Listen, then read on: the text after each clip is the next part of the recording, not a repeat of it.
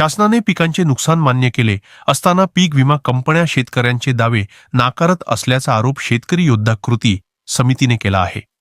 याच पार्श्वभूमीवर सिंदखेडराजा येथे भव्य शेतकरी मोर्चाचे आयोजन करण्यात आले आहे। या विषयावर शेतकरी योद्धा कृती समितीचे जिल्हा समन्वयक प्रवीण गीते यांनी शेतकऱ्यांशी संवाद साधत पीक विम्याच्या हक्कासाठी एकजूट होण्याचे आवाहन केले। नमस्कार। गेल्या काही दिवसापासून शेतकऱ्याच्या हक्काच्या पीक विम्याच्या प्रश्नासाठी आम्ही लढतोय।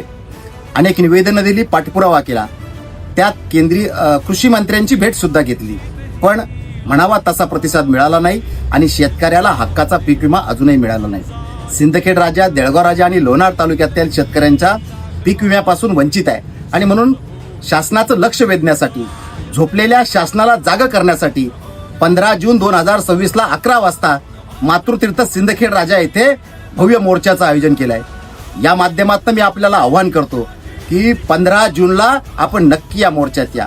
नव्या पिढीतल्या तरुणाईला माझं आव्हान आहे की आपण सोशल मीडियाच्या माध्यमातून खूप पोस्ट केल्या आपण नेत्यांच्या, आता एक पोस्ट करा आपल्या शेतकरी बापाच्या नावानं या मोर्चाला येण्याची। त्याचबरोबर गावागावात काही माणसांना सांगा जे सोशल मीडियापासून दूर आहेत की आपल्याला या आंदोलनाला जायचंय म्हणून। 14 तारखेला आपल्या गावातल्या सार्वजनिक ठिकाणी एक बैठक घ्या आणि उद्या आंदोलनाला कसं जायचं याचं नियोजन करा। 15 जूनला आंदोलनाला येताना आपल्या जवळ एक पाण्याची बाटली आणि डोक्याला एक रुमाल घेऊन या।